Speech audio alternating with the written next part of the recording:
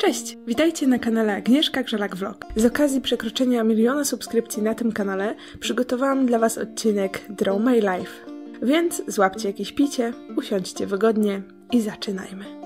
Rozdział 1. Mała Agniesia. Urodziłam się 6 września 1989 roku w Warszawie w szpitalu na Inflanckiej. Tak, to ten sam rok, w którym skończył się PRL, zniesiono kartki na jedzenie, utworzono ZHR, w Białymstoku wykoleił się pociąg przewożący 20 ton chloru, 17 grudnia odnotowano temperaturę 19 stopni, a średnia płaca wynosiła wtedy 107 000 złotych. Ach, to był dopiero rok. Ale wracając do mnie. Na początku mieszkaliśmy u dziadków od strony taty na Śródmieściu. Pozwólcie, że przedstawię Wam moją rodzinę. Babcia Basia, dziadek Janek, mama Ola, tata Marek, brat Przemek, lat 4 i ja, dopiero co się urodziłam.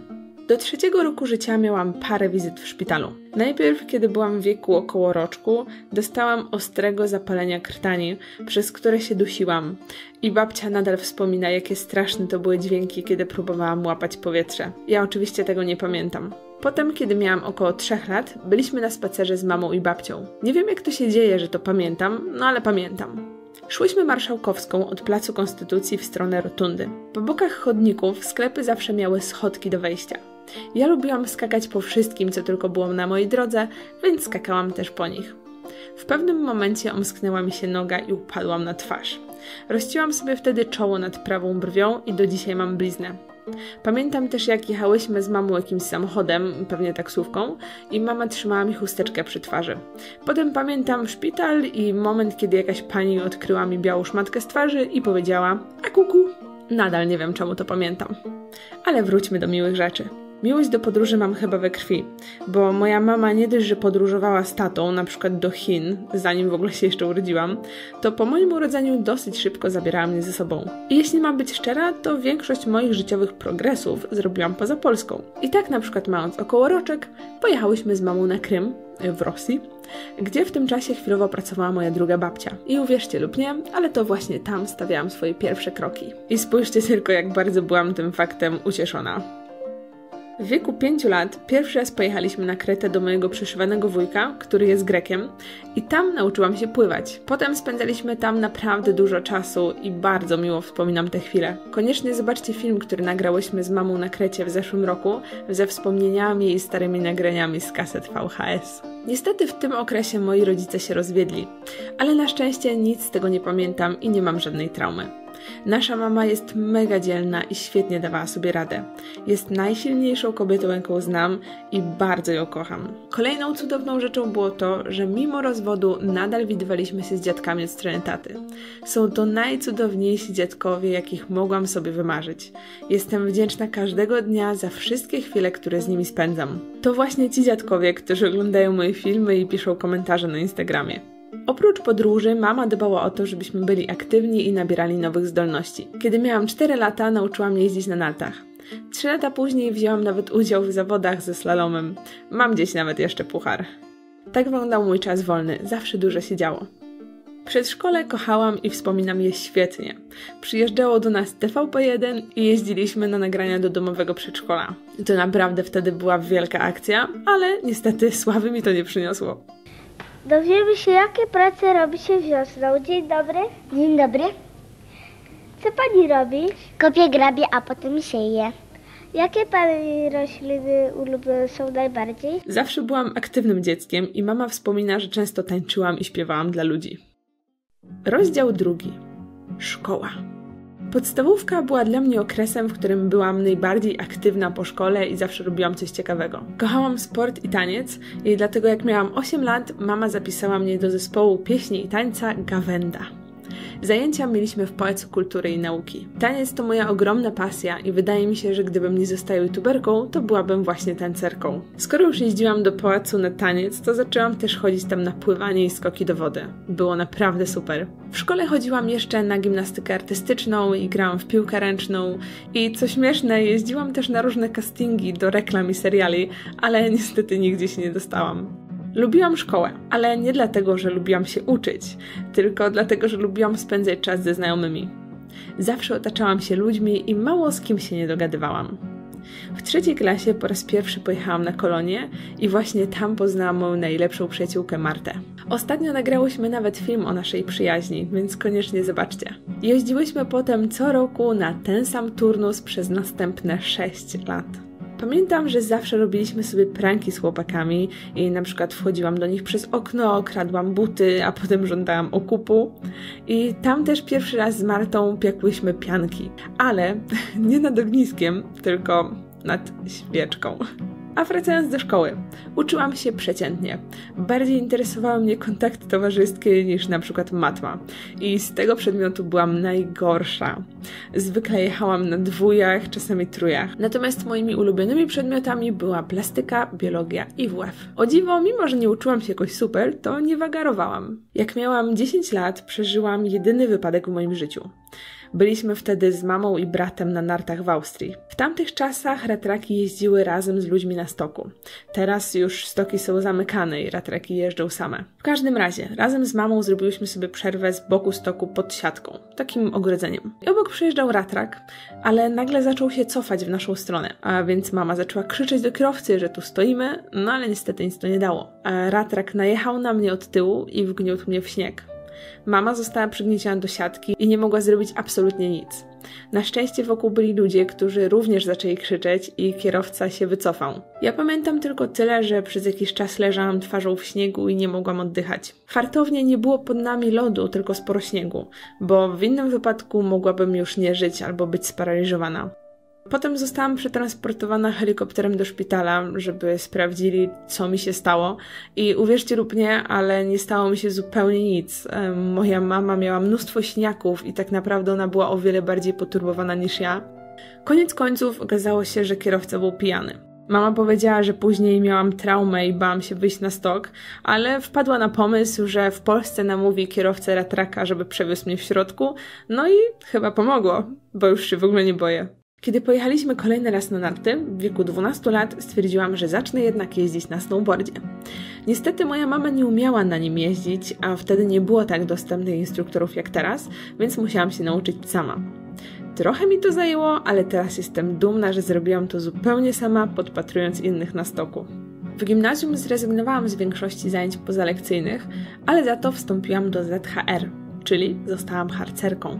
Najbardziej mi się podobał obóz harcerski, dlatego że tam był taki mały survival, bo trzeba było sobie samemu zrobić łóżka, wsadzić takie prycze z drewna, tak samo szafki i mieszkaliśmy w takich wielkich wojskowych namiotach, więc bardzo, bardzo dobrze to wspominam, mimo że pamiętam, że wtedy było mi naprawdę ciężko, ale z perspektywy czasu to był naprawdę fajny okres. Przez to, że podstawówka i gimnazjum były w tym samym budynku, to wszystkie znajomości przetrwały i zaczęłam się więcej spotykać ze znajomymi po lekcjach. Bez tych wszystkich zajęć pozalekcyjnych miałam naprawdę dużo czasu. Bardzo dobrze wspominam ten okres. I teraz uwaga, uwierzcie lub nie, ale w tym okresie byłam legionistką. Chodziliśmy ze znajomymi na mecze na żyletę i wracaliśmy śpiewając i skacząc w autobusie. Nawet nie wiem, czy teraz już w ogóle można wejść na żyletę. Może zamknęli. W każdym razie, w 2. klasie przeprowadziłam się ze Służewca na Ursynów do dużego domu. I pamiętam, że byłam bardzo zła, że muszę tak daleko jeździć do szkoły. Potem okazało się, że wszystko wyszło na dobre, bo miałam bliżej do liceum, do którego poszliśmy ze znajomymi. I to właśnie w tym domu, do którego się przeprowadziłam, powstały wszystkie moje filmy z okresu 2013 do 2014. W liceum po raz pierwszy poszłam na wagary i potem już wagarowałam regularnie. Denerwowało mnie to, że w większości przypadków powtarzamy rzeczy z gimnazjum. Wolałam spędzać czas ze znajomymi. Sorry, szkoło. W tym okresie dużo wyjeżdżałam właśnie z grupą znajomych. Jeździliśmy na działki, nad morze, nad jezioro i w liceum też zaczęłam jeździć na deskorolce. Kiedy miałam 17 lat, a mój brat 21, wyprowadził się ze swoją dziewczyną do Szkocji i mieszkają tam do tej pory. A teraz czas na anegdotkę. Mój tata pracuje w urzędzie dzielnicy Śródmieście, więc kiedy skończyłam 18 lat, to właśnie u niego odbierałam mój dowód osobisty. Muszę przyznać, że to było strasznie fajne uczucie. Wtedy też zrobiłam sobie mój pierwszy tatuaż, o którym oczywiście nie powiedziałam mojej mamie. Ogólnie nie powiedziałam jej o żadnym moim tatuażu i wszystkie widziała już po fakcie. Do tej pory mam ich z 11 czy 12, bo nawet nie wiem. Pamiętam, że będąc w liceum jeszcze nie wiedziałam, co chcę robić, ale już w ostatniej klasie stwierdziłam, że będę się uczyć makijażu. I tak znalazłam 2-letnie studium niedaleko mojego liceum. Malowanie sprawiło mi ogromną radość i już w trakcie pierwszego roku zaczęłam pracować na planach zdjęciowych do sesji i programów telewizyjnych. Nabrałam wtedy dużo doświadczenia i kontaktów, no i szybko zaczęłam pracować na zlecenie dla dużych stacji, takich jak TVN, Polsat czy Viva. W trakcie tych 2 lat miałam małe elementy charakteryzacji, ale tak mi się spodobała, że po zakończeniu tej szkoły poszłam od razu do drugiej na kolejne 2 lata na charakteryzację. W tym czasie cały czas malowałam na zlecenie do telewizji i sesji zdjęciowych, a w lato przy ślubach. A propos ślubów, to w 2009 roku moja mama po raz drugi wzięła ślub. Jej mężem został Szwajcar Heinz. Tak, dokładnie jak ketchup, a najśmieszniejsze jest to, że on sam w ogóle nie lubi ketchupu. W każdym razie było wielkie wydarzenie, zjechała się rodzina, a ja pierwszy raz pomalowałam wtedy moją mamę. W moim życiu miałam dużo zwierząt. Bardzo kochałam wszystkie zwierzątka i nadal kocham. Mieliśmy świnki morskie, królika, chomika, papuszki, rybkę i czasami znajdowaliśmy jakieś przybłędy, takie jak na przykład jeże albo ptaszki, które trzeba było wyleczyć i wypuścić albo dać do leczenia. No w każdym razie tych zwierzątek zawsze było dużo. Ale w 2000 roku na naszą działkę ktoś podrzucił psa, więc niewiele myśląc przygarnęliśmy ją do siebie. Miała wtedy około 7 miesięcy i mama nazwała ją Chica. Niestety teraz już nie żyje, ale w moich starszych filmach czasami słychać jak szczeka. Od roku 2011 zakochałam się w kotach. O dziwo, do teraz nie wiem skąd mi się to nagle wzięło, ale pamiętam, że wtedy właśnie zrobiłam sobie tatuaż na prawym nadgarstku tego kota i chodziłam w ogóle na wszystkie wystawy kotów w Warszawie. To był szał. Pamiętam, że chciałam nawet zostać sędzią na takich wystawach, no ale w końcu mi przeszło. Zakochałam się w Devon Rexach i moja znajoma powiedziała, że jej koleżanka ma hodowlę Devonów i ma do oddania 2, bo urodziły się tak zwanie nie w typie i nie chce ich sprzedać. Więc ja od razu się zgodziłam i wzięłam ze sobą małą szarą kuleczkę, którą znacie teraz jako Dorkę. Teraz żałuję, że nie wzięłam od razu też jej brata, ale wtedy pamiętam, że bardzo się bałam odpowiedzialności za 2 koty, bo jeszcze nigdy nie miałam kota. Rozdział 3. Początki dorosłości. W 2012 roku skończyłam naukę policealną i kontynuowałam makijaże na zlecenie.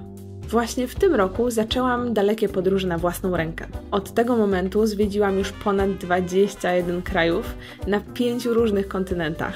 Zawsze na własną rękę, bez biura podróży. Kocham planowanie wypraw i to jest coś, z czego naprawdę nie mogłabym zrezygnować. Podróże to moja pasja, którą chciałam się dzielić z innymi. I tak właśnie w 2013 roku stwierdziłam, że zacznę wrzucać vlogi z wyjazdów na YouTube'a. I dokładnie 16 maja 2013 roku opublikowałam swój pierwszy film na kanale Vlog. Był to film z nurkowania na Lanzarote i jeśli klikniecie w prawym górnym rogu, to będziecie mogli zobaczyć całe wideo.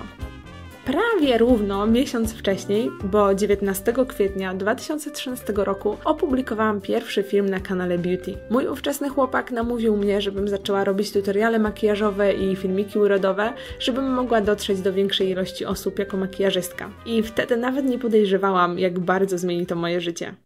W drugiej połowie 2013 roku, parę miesięcy po rozpoczęciu mojej przygody z YouTube'em, zaczęłam pracę w Superstacji na pełny etat jako makijażystka. W tym czasie poznałam mnóstwo niesamowitych ludzi i miałam okazję malować niejedną gwiazdę.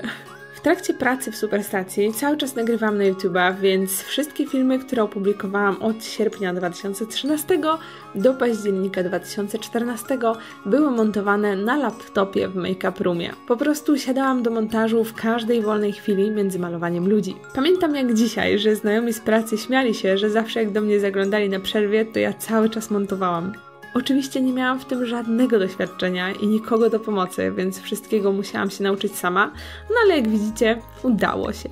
4 kwietnia 2014 roku opublikowałam pierwszy odcinek Ja Pana Zjadam i do tej pory nagrałam aż 124 odcinki tej serii. I to właśnie ona jest najpopularniejsza na tym kanale. A na kanale Beauty największym hitem jest dla Was seria Odtwarzanki, gdzie odtwarzam postaci z filmów czy gier.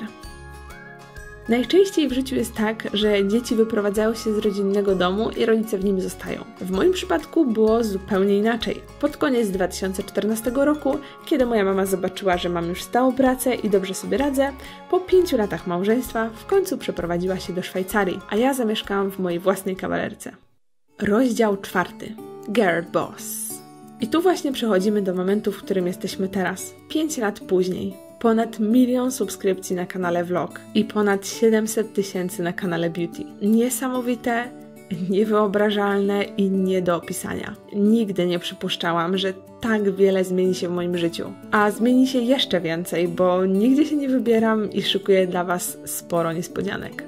Dla Was, bo bez Was nie byłoby mnie w tym miejscu, w którym jestem teraz. Za to bardzo Wam dziękuję. Za wszystkie miłe komentarze, ciepłe słowa, kiedy się spotykamy, uśmiechy, radość, trzęsące się ręce. Szczerze mówiąc, trudno mi uwierzyć, że mogę być dla kogoś przykładem do naśladowania, najlepszą przyjaciółką na odległość i idolem. Dziękuję Wam jeszcze raz za najlepszą przygodę mojego życia. Kocham Was mocno i czekam na kolejne rozdziały. Ściskam Was serdecznie i do zobaczenia. Pa, pa! A jeśli jeszcze chcecie zostać na YouTubie i oglądać go dalej, to koniecznie kliknijcie w film po lewej albo po prawej. Jeśli jeszcze mnie nie subskrybujecie i nie dołączyliście do rodziny 1 000 000 osób, to koniecznie kliknijcie tutaj na górze, żeby subskrybować. Dzięki, pa pa!